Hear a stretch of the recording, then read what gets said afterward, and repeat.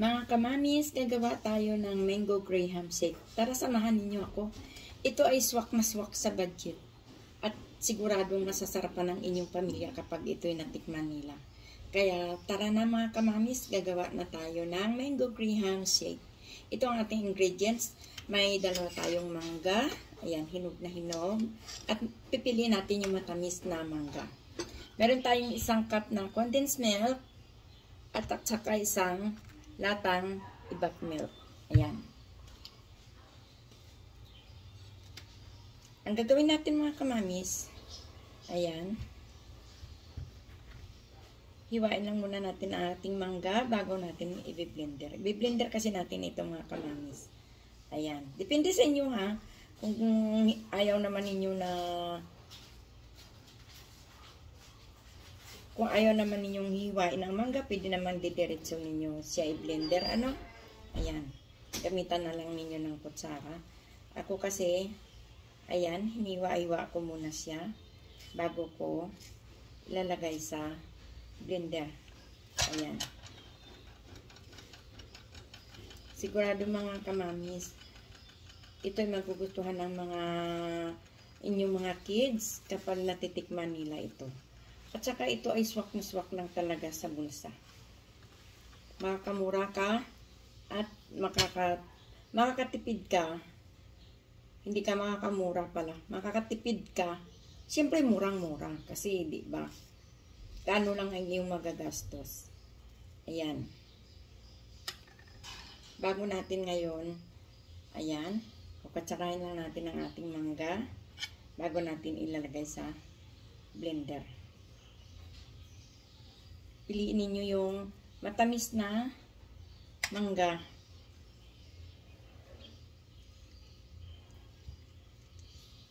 Kasi dito hindi na tayo mag-a-add ng sugar. Kasi matamis na yung mangga. Tapos may condensed milk tayo na 1 cup. Ayan.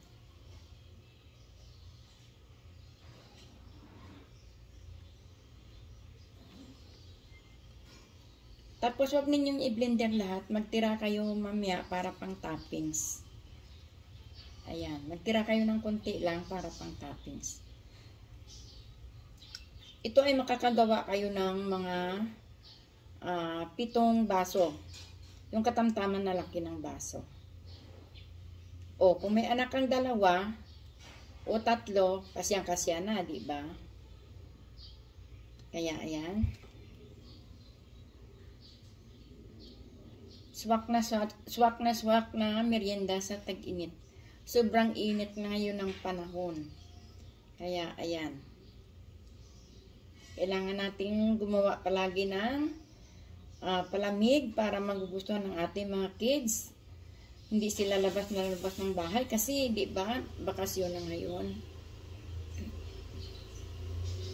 Ayan, matutuwa sila pag nasa bahay na lang sila. Basta sila ay may, pagbukas nila ng rep ay meron silang mabubuksan na masarap na pagkain na gawa ng kanilang mga mamis. Ayan.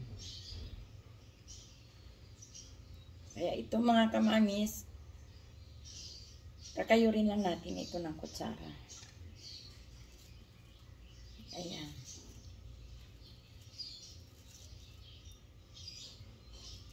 Kakayurin lang natin yan ng kutsara kasi sayang naman. Oh, diba?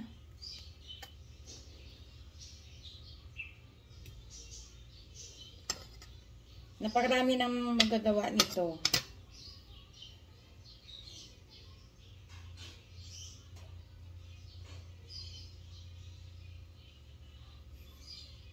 Kami lang ni Daddy, 2 na sa bahay. Pero, lagi kaming nagawa ng mga ganito palamig.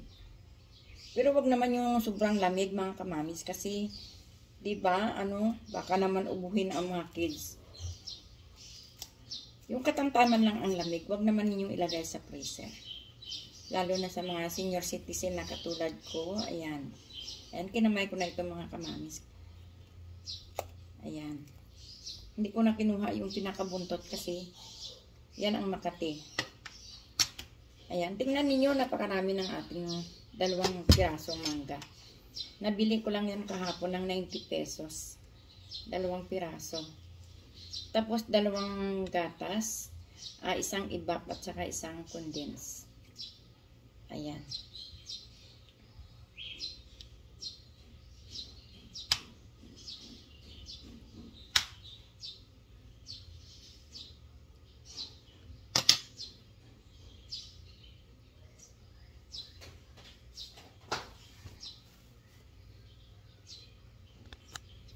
Ito ng ating mangga mga kamanis. Nagtira lang ako ng konti para sa ating pang-toppings mamaya.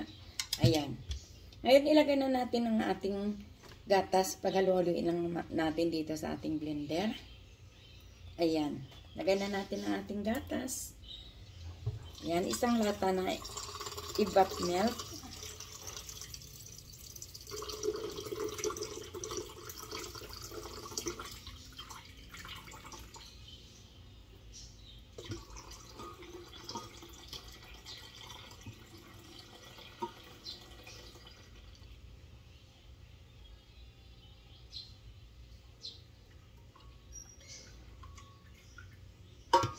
Ayan. Lagyan na natin ang ating mangga.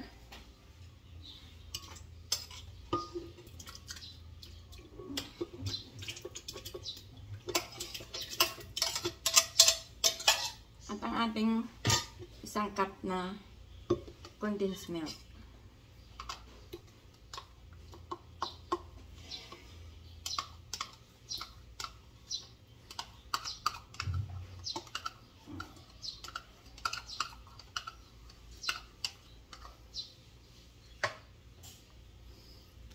May natira pa dito konti mga kamamis. Ayan, sagarin ko na yan kasi sayang naman, ano. Konti lang naman ang natira. Kaya, ayan. Sagarin na natin, sayang naman. Ayan. Basta wag na tayo mag-add ng sugar kasi matamis na to. Ayan. Saka natin siya ngayon i-blender. Wow mga kamamis, smooth na smooth ang ating mango. Saka yung ating milk. Ayan. Smooth na smooth siya.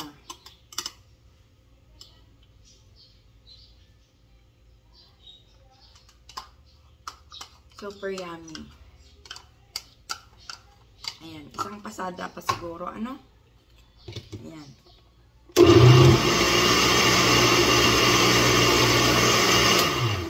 Ayan.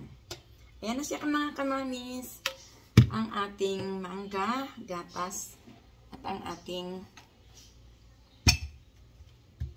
gatas, mangga, at saka, ay gatas lang at saka manggay. Ayan. Ayan mga kamamis. Tanggalin muna natin ang ating blender. Teka. Bunutin muna natin siya. Ayan.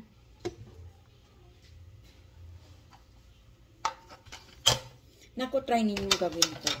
Sigurado talaga ako magugustuhan talaga ito ng mga kids.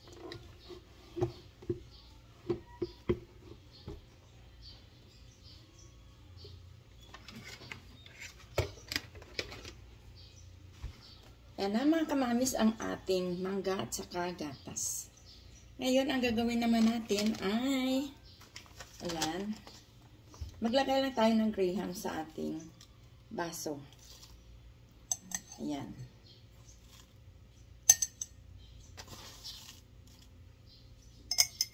Dalawa lang naman kami ni Daddy, kaya 2 baso lang ang aking lalagyan.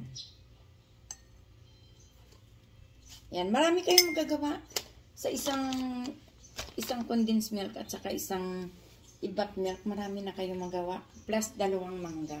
Marami na kayong magagawa. Nakagagawa kayo ng hanggang 7 baso. Yan.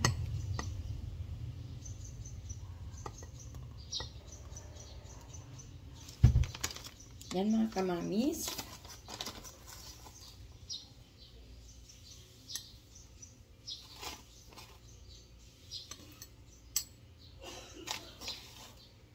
Ang ating mango Graham shake.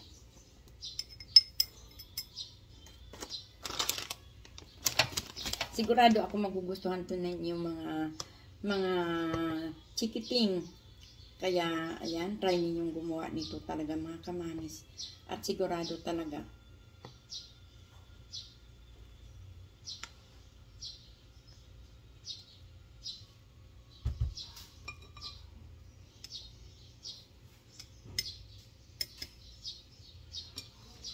Ayan, maglagay ulit tayo ng Graham.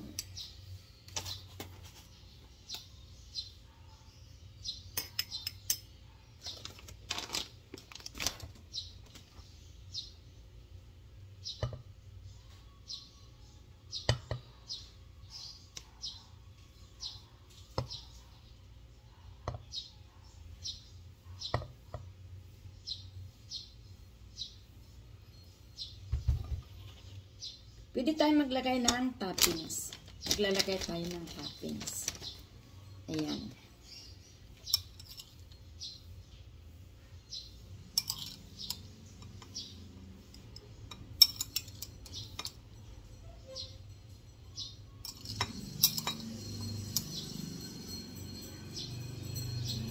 Ayan na mga kamamis. Ang ating masarap na Graham Mango Shake. Ito na ang ating Mango Graham Shake, mga kamamis. Ayan. Na kapag natikman ninyo, talaga naman, napakasarap. Napakayami talaga. Kaya, ayan, ano pang inaantay natin? Gumawa na tayo ng Mango Graham Shake para sa ating mga chikiting, lalo na ngayon sobrang init. Meron pa tayong sobra, ayan, oh.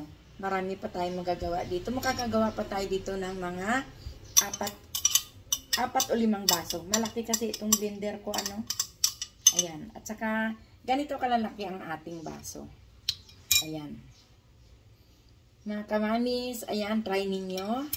At titikman na natin ngayon ang ating Mango Graham Shake.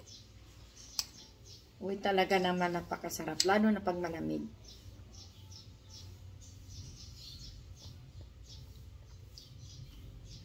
Naku mga kamamis, hindi kayo magsisisi. Ayan, gumastos kayo ng nasa 200. Yung mango. Yung mango ko kasi 90 pesos. Plus yung condensed milk at saka evap milk nasa 75 pesos yata yon. Plus yung Graham na ano crunch, di ba? Graham, ano ba tawag dito? Ayan, mga kamamis. Kaya, yan, subukan ninyo. At talaga naman, napakasarap. Palalamigin natin to.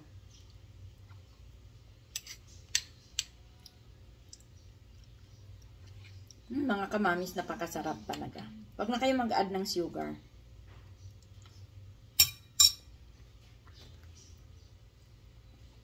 Ang ating Mango Graham Shake. Ayan. Try ninyo mga kamamis. Para sa inyong mga chikiting. Sigurado masisihan sila kapag natikman nila. Ayan. Napakasarap na pang merienda. Lalo ngayong tag-init. Ayan, swak na swak sa bulsa at masarap pa. Mga kamamis, ito na yung ating Mango Graham Shake. Ayan, overload. Ayan. Kaya ayan, try ninyong gawin para sa inyong mga chikiting. Lalo-lalo na ngayong tag-init, sobrang init. Ayan, nakagawa tayo ng 5 baso. Ayan, ito yung pinakahuli. Kaya siya punong-puno. Ayan. O, diba? Napakasarap nito mga kamamis. Ayan. Mango Graham Shake. Try ninyo mga kamamis. At talaga naman, masisiyahan talaga ang inyong mga chikiting. Ayan.